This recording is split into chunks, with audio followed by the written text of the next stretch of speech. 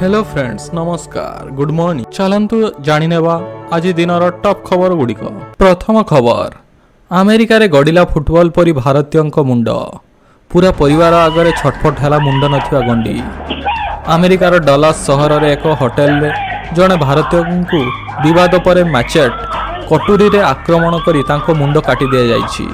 एही घटना बुधवार दिन घटिथिला जेतेबेले चंद्र नागमल्लाई 37 वर्षीय कोवेस मार्टिनेज को खराब होइथिबा वाशिंग मशीन व्यवहार न करने को कहिथिले। कोवेस मार्टिनेज रागी जाइथिले कारण नागमल्लाई तांको सीधा सड़क कहिबा बदल रे अन्य जने कर्मचारी को तांको निर्देश अनुवाद करने को कहिथिले।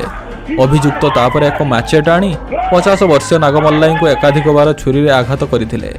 नागमल्लाई पार्किंग लॉट दे मुख्य ऑफिस आड़े दौड़िया को चेष्टा करथिले किंतु अभियुक्त तांको पीछा करथिले। नागमल्लाई पत्नी और 18 वर्षीय पुओ मध्य मुख्य ऑफिस रु बाहरी कोवेस मार्टिनेज को अटकाइबा को चेष्टा करथिले किंतु से सेमान को ठेली देइथिले। अभियुक्त तापर तांको मुंड काटी देइथिले और तांको मुंड को गोइठा मारिथिले। कटा मुंडटी गड़ी गड़ी जाई रास्ता रे पड़िथिला। एक वीडियो वायरल हेउछि जेउथरे कोवेस मार्टिनेज कटा मुंड को उठाई नेउथिबार देखा जायछि। अमेरिका रे एभली जघन्य हत्या लॉ ऑर्डर उपरे प्रश्न उठाइछि। परवर्ती खबर चंद्रभागा कुंभीरंक आतंक गाधोथिबा बेले टाणी नेला कुंभीर। परिवार सह मन खुशी रे चंद्रभागा गाधोउथिले पर्यटक हेले पानी भितरे शिकार पाई जगी बसिथिला कुंभीर। आ पर्यटक जेतेबेले पानी भितर को पसिथिले गाधैबा पाई सेतेबेले पर्यटकंक गोड़ को धरी गभीर पानी भितर को टाणी नेइथिला कुंभीर। हेले भाग्य भल समुद्र कूल थिले साहसी घोड़ा चालक जी कि कुंभीरंक मुहरु पर्यटकों जीवन बंचाई देले आउ कुंभीर को काबू करी वन विभाग को हस्तांतर कले। परवर्ती खबर 27 तारिख रे ओडिशा आसिबे प्रधानमंत्री। गंजाम जिला छत्रपुर ठारे आयोजित जनसमावेश रे जोगदेवे प्रधानमंत्री नरेंद्र मोदी। सेवा पक्ष अवसर रे आयोजित स्वतंत्र कार्यक्रम रे जोगदेवे परिवहन मंत्री एने तदारक करुछंती। निजे जाई कार्यक्रम समीक्षा करिए बोली कहिसंती राजस्व मंत्री सुरेश पुजारी। एहा बाद द्वितीय कार्यक्रम पाई अनुरोध करा जायछि किंतु कार्यक्रम चूड़ांत होई नाही। वर्षक मध्य षष्ठ थर ओडिशा गस्तरे आसुछंती प्रधानमंत्री। एथिरु स्पष्ट जे ओडिशा प्रति प्रधानमंत्री का स्वतंत्र दृष्टि रहिछि। परवर्ती खबर चाषींक पई बड़ खबर पीएम किसान रे सामिल हेबो सीएम किसान हिताधिकारी। चाषी को मिलिबो अधिक सहायता। राज्य सह केंद्र योजनार मिलिबो लाभ। चाषी को सुजोग देले राज्य सरकार। पीएम किसान योजनार बाद पड़ता चाषी को कराजिबो सामिल। एथिपाई राज्य सरकार केवाईसी अवधि को वृद्धि करिसंती। राज्य कृषि विभाग पक्षरु केवाईसी अवधि 6 मास बढ़ा जायछि। 8 सेप्टेम्बर रु आउ 6 मास समय सीमा वृद्धि करा जायछि। सीएम किसान पाउथिबा हिताधिकारी पीएम किसान रे केवाईसी अपडेट करी सामिल होई परिबे। एबे सीएम किसान रे 51,54,000 हिताधिकारी थिबा बेले पीएम किसान रे 34,85,000 हिताधिकारी सामिल अछंती। पूर्व वर्ष अपेक्षा अधिक 6 लाख हिताधिकारी पीएम किसान रे सामिल होइछंती। अधिक चाषी को जोड़िबा को सरकार करुछंती स्पेशल ड्राइव। परवर्ती खबर भालू ढकढक करी पीदेला कोल्ड ड्रिंक्स। समय सह ताल देई मनीष बदलुछि। प्रकृति अवक्षय हेउथिबा जंगल ध्वंस पाउछि। फल जंगली जीवजंतु एवं जनबसती मुहां हेउछंती। खाद्य अन्वेषण रे जनबसती आड़क जंगली जीव चली आसुथिबा बेले से माने मनीषंक भली विभिन्न खाद्य पानीय ग्रहण कलेनी। सोशल मीडिया रे एबे से भली एक वीडियो वायरल हेउछि। एक्स रे वायरल एक वीडियो रे देखा जाउछि जे गोटे भालुर अति निकट रे जने युवक एक कोल्ड ड्रिंक्स कैन रखि देउछंती। आ कैन रखा जिवार मात्र कई सेकेंड रे उठाई नेउछि भालू।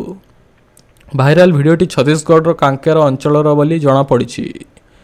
परवर्ती खबर दरमा न मिलवा प्रतिवाद एकाठी स्टीयरिंग छाड़िले आम बस कर्मचारी। दरमा मिलानी गड़िलानी आम बस।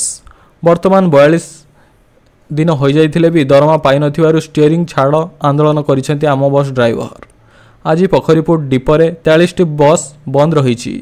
सेमानक कहिबा कथा प्रति मास 10 तारिख मध्य दरमा मिलिथाए किंतु गत मास 11 तारिख रे दरमा मिलिथिला बेले ए मासरे एपर्यंत दरमा मिली नाही। 3 दिन हेब भूताउछंती किंतु अकाउंट को टंका आसुनी।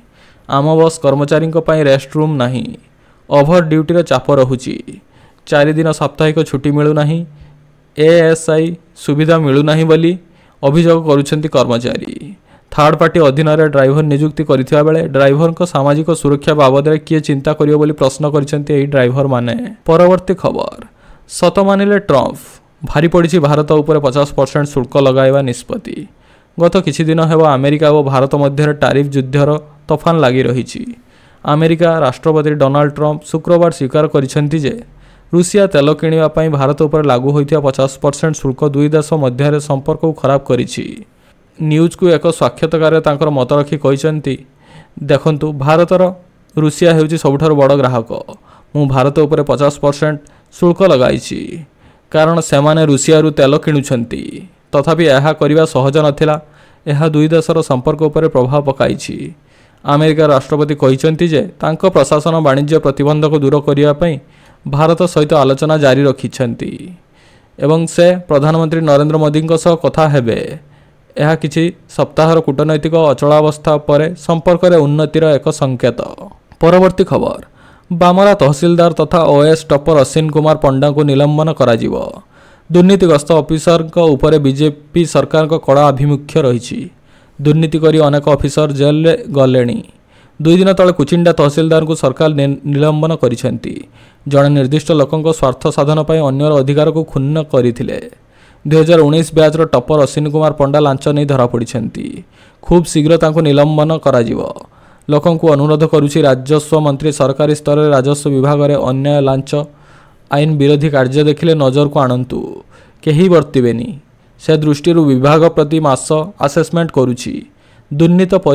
ଦୁର୍ନୀତିର ପରିମାଣ ଅପେକ୍ଷାକୃତ କମିଛି। ରାତାରାତି ଦୁର୍ନୀତି କମିବ ନାହିଁ, କିନ୍ତୁ ଯିଏ ଦୁର୍ନୀତି କରିବ ଦୃଷ୍ଟାନ୍ତମୂଳକ କାର୍ଯ୍ୟାନୁଷ୍ଠାନ ଗ୍ରହଣ କରାଯିବ। ଜୀବନସାରା ପଶ୍ଚାତାପ କରିବେ ଦୁର୍ନୀତିଗ୍ରସ୍ତ ଅଧିକାରୀ। ପରବର୍ତ୍ତୀ ଖବର, ଭାରସାମ୍ୟ ହରାଇ ଓଲଟିଲା କାର୍, ଅଳ୍ପକେ ବର୍ତ୍ତିଲେ ଚାଳକ। ଝାରସୁଗୁଡ଼ା ଜିଲ୍ଲା ଲୋଇକେରା ବାଗଡିହି ମୁଖ୍ୟ ରାସ୍ତାର ଠେଲାକବୁଡ଼ା ନଦୀପୋଲ ନିକଟ ବୁଲାଣୀରେ ଭାରସାମ୍ୟ ହରାଇ ଏକ କାର୍ ଦୁର୍ଘଟଣାଗ୍ରସ୍ତ ହୋଇଛି। ଅଳ୍ପକେ ବର୍ତ୍ତିଛନ୍ତି କାର୍ ଚାଳକ। ସୂଚନା ଅନୁସାରେ ଶନିବାର ଦିନ 2ଟା ସମୟରେ ବାଗଡିହି ନିକଟ ରଙ୍ଗିଆ ଟିକ୍ରା ଗ୍ରାମର ପଙ୍କଜ ପଟେଲ ନିଜ ୱାଗନର କାର୍ରେ ସମ୍ବଲପୁରରୁ ନିଜ ଗାଁକୁ ଫେରୁଥିଲେ। ଠେଲକବୁଡ଼ା ନଦୀର ପୋଲ ନିକଟରେ ଥିବା ବୁଲାଣୀରେ ଭାରସାମ୍ୟ ହରାଇ ରାସ୍ତା କଡ଼କୁ କାର୍ଟି ଓଲଟି ପଡ଼ିଥିଲା। ସ୍ଥାନୀୟ ଲୋକେ ଚାଳକ ପଙ୍କଜକୁ ଉଦ୍ଧାର କରିଥିବା ବେଳେ ପଙ୍କଜ ସାମାନ୍ୟ ଆହତ ହୋଇଥିବା ସୂଚନା ମିଳିଛି। ଖବର ପାଇ ଲୋଇକେରା ପୋଲିସ ପହଞ୍ଚି କାର୍ଟିକୁ ଜବତ କରିବା ସହ ଘଟଣାର ତଦନ୍ତ କରୁଛି। ପରବର୍ତ୍ତୀ ଖବର, ଅଣ୍ଟା ଭିଡ଼ିଲେଣି ରାଜନୈତିକ ଦଳ। ନୂଆପଡ଼ା ବିଧାନସଭା ନିର୍ବାଚନ ମଣ୍ଡଳୀ ପାଇଁ ଉପନିର୍ବାଚନ ହେବ। ଏଥିପାଇଁ ରାଜ୍ୟ ମୁଖ୍ୟ ନିର୍ବାଚନ ଅଧିକାରୀଙ୍କ ତରଫରୁ ବିଜ୍ଞପ୍ତି ପ୍ରକାଶ ପାଇଛି। ଏହି ବିଜ୍ଞପ୍ତି ଅନୁସାରେ ନୂଆପଡ଼ା ଆସନରେ ଉପନିର୍ବାଚନ ପାଇଁ ପ୍ରସ୍ତୁତି ମଧ୍ୟ ଆରମ୍ଭ ହୋଇଛି। ନୂଆପଡ଼ା ଉପନିର୍ବାଚନ ପାଇଁ ରାଜନୈତିକ ଦଳମାନେ ସକ୍ରିୟ ହୋଇଯାଇଛନ୍ତି। ଏଠାରେ ଗତ ସାଧାରଣ ନିର୍ବାଚନ 2024ରେ ବିଜେଡି ବିଜୟ ହାସଲ କରିଥିଲା। ତେଣୁ ବିଜୟ ଧାରା ଜାରି ରଖିବାକୁ ବିଜେଡି ଉଦ୍ୟମ କରିବା ସହ ସେହି ନିର୍ବାଚନରେ ସ୍ୱାଧୀନ ପ୍ରାର୍ଥୀ ଦ୍ୱିତୀୟ ଏବଂ କଂଗ୍ରେସ ଚତୁର୍ଥ ସ୍ଥାନରେ ଥିଲା। ବିଜେପି ତୃତୀୟ ସ୍ଥାନରେ ଥିଲା।